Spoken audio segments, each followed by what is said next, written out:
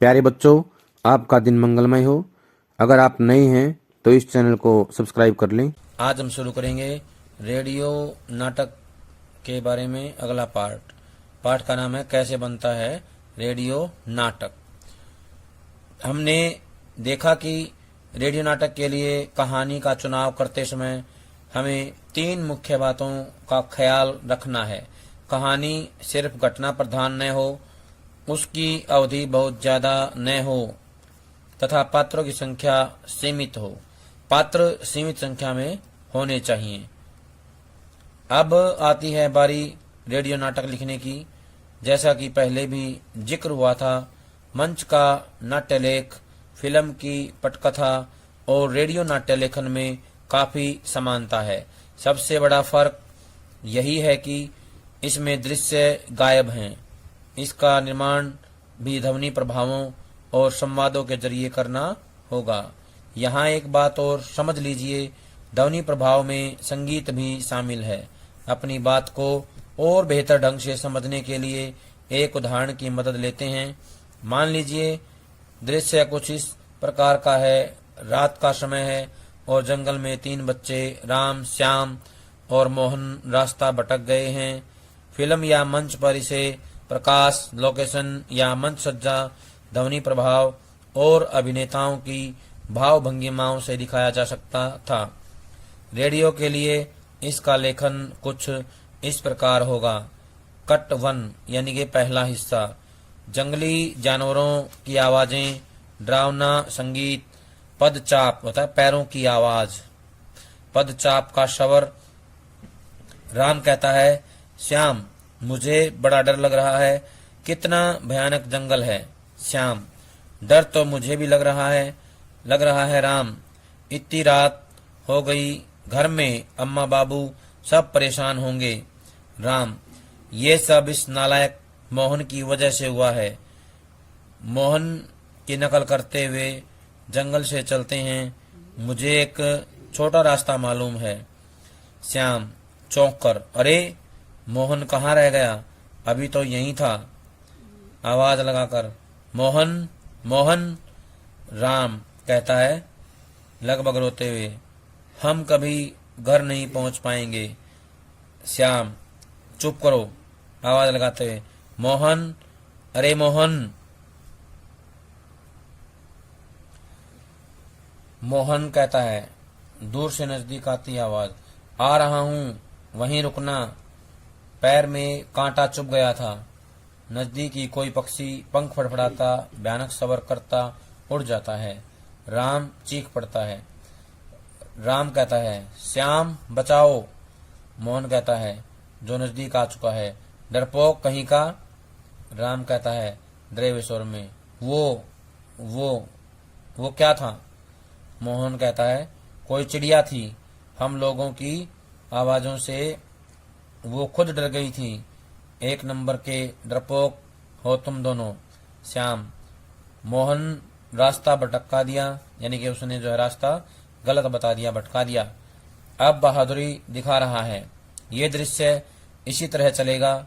आपने गौर किया होगा, शुरू में हमने अंक या दृश्य की जगह कट हिस्सा लिखा है।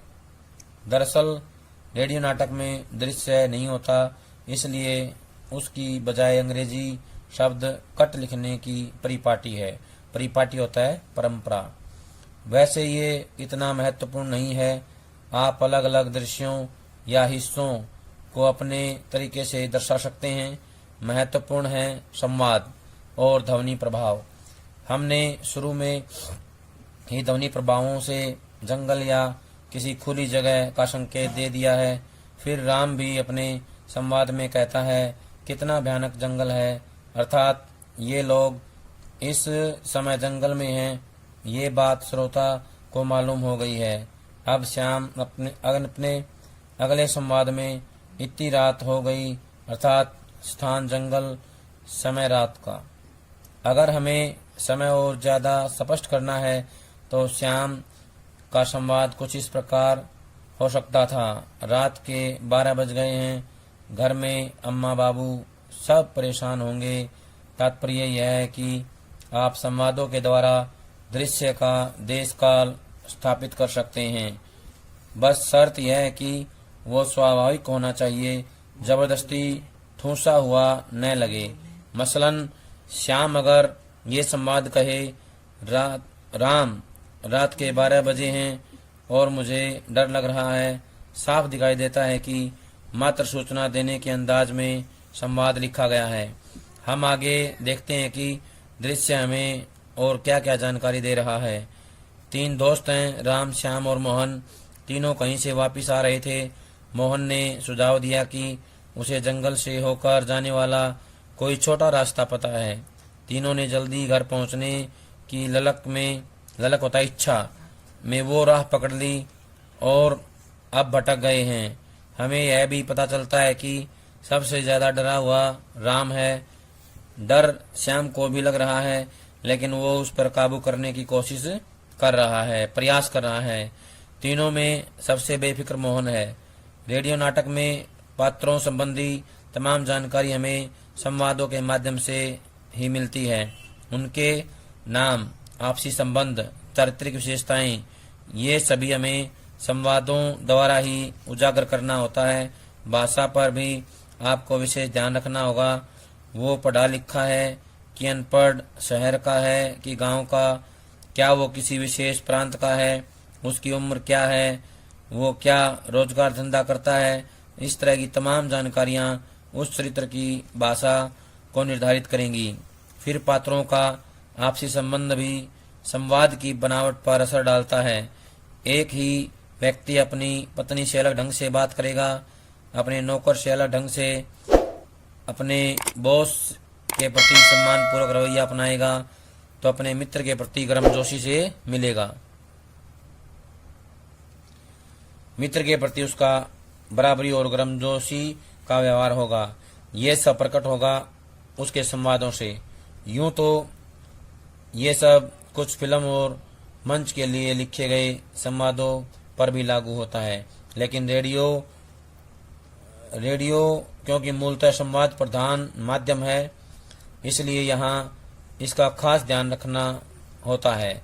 संवाद से ही संबंधित एक तथ्य और है, और ये विशेषकर रेडियो नाटक पर ही लागू होता है, क्योंकि रेडियो नाटक में कौन किससे बात कर रहा है हम देख नहीं पाते, इसलिए संवाद जिस चरित्र को संबंधित है उसका नाम लेना जरूरी होता है, खासतौर पर जब दृश्यों में 2 से अधिक पात्र हों।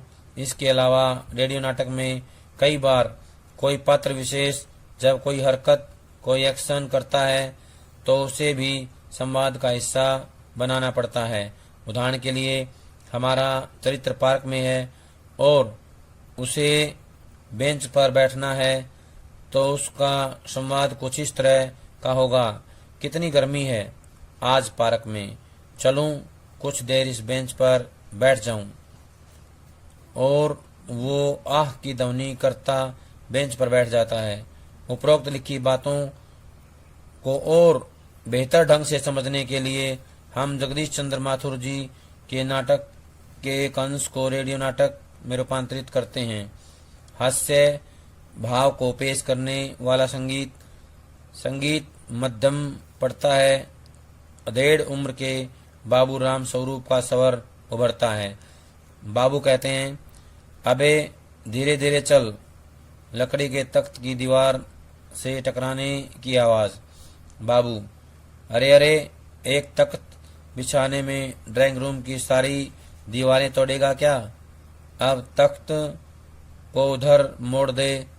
अरे उधर, बस बस। नौकर, बिछा दूं साहब? बाबू तेज स्वर में, और क्या करेगा? परमात्मा के यहाँ अक्कल बट रही थी तो तू देर से पहुंचा था क्या? नकल करते हुए, बिछा दूं साहब? और ये पसीना किस लिए बहाया है? तख्त को जमीन पर रखने का ध्वनि प्रभाव, साथ ही नौकर की हंसी का स्वर। नौकर कहता है, ही ही ही ही ही ही। बाबू कहते हैं, हंसता क्यों है? अबे तुमने भी जवानी में कसरतें की हैं, कलशों से नहाया था लोटों की तरह। ये तख्त क्या चीज है? अच्छा अच्छा सुन रतन, भीतर जा और बहूजी से दरी मांग ला इसके ऊपर बिछाने के लिए। रतन, जी साहब। बाबू कहते हैं थोड़ा स्वर बढ़ाकर, मानो पीछे से आवाज दे रहे हों, और चद्दर भी कल जो धोबी के यहाँ से आई है वही। रतन कहता है मानो दूर से ही जवाब दे रहा हो, जी साहब। बाबू राम स्वरूप कोई भजन गुनगुनाते हैं, शायद दर्शन दो घनश्याम नाथ मोरी अखियां प्यासी। फिर स्वयं से कहते हैं, बाबू कहते हैं ओहो, एकदम नालायक है ये रतन। देखो कैसी धूल जमी है कुर्सियों पर, ये गुलदस्ता भी जैसे बाबा आदम के जमाने से साफ नहीं हुआ है। क्या सोचेंगे लड़के वाले। ओफो, अब ये झाड़न भी गायब है। अभी तो यही था। हाँ, ये रहा। कपड़े के झाड़न से कुर्सी साफ करने की आवाज के साथ साथ बाबूजी एकालाप जारी रहता है। बाबूजी का एकालाप जारी रहता है। बाबू कहते हैं आज ये लोग उमा को देखकर चले जाएं, फिर खबर लेता हूँ श्रीमती जी की भी और इस गधे रतन की भी। चौंक कर, ये क्या दोनों इधर ही आ रहे हैं? रतन खाली हाथ। प्रेमा कहती है गुस्से में, मैं कहती हूँ तुम्हें इस वक्त धोती की क्या जरूरत पड़ गई, एक तो वैसे ही जल्दी जल्दी में। बाबू कहते हैं आश्चर्य, धोती? प्रेमा कहती है हाँ, अभी तो बदल कर आए हो। बाबू कहता है लेकिन तुमसे धोती मांगी किसने? प्रेमा कहती है यही तो कह रहा था रतन। बाबू कहता है क्यों बे रतन, तेरे कान में डांट लगी है क्या? मैंने कहा था धोबी के यहाँ से जो चद्दर आई है उसे मांग ला। अब तेरे लिए दूसरा दिमाग कहाँ से लाऊं, उल्लू कहीं का। प्रेमा कहती है अच्छा, जा पूजा वाली कोठरी में लकड़ी के बॉक्स के ऊपर धुले कपड़े रखे हैं न, उन्हीं में से एक चादर उठा ला। रतन कहता है और दरी बीबी जी? प्रेमा कहती है दरी यहीं तो रखी है कोने में, वो पड़ी तो है। बाबू कहते हैं दरी हम उठा लेंगे, तू चद्दर लेकर आ। और सुन, बीबी जी के कमरे से हारमोनियम भी लेते आना। अब जल्दी जा। रतन, जी साहब। बाबूजी कहते हैं आओ, तब तक हम दोनों दरी बिछा देते हैं। जरा पकड़ो उधर से, इसे एक बार झटक देते हैं। दरी के झटकने का स्वर, बाबूजी के खांसने का स्वर।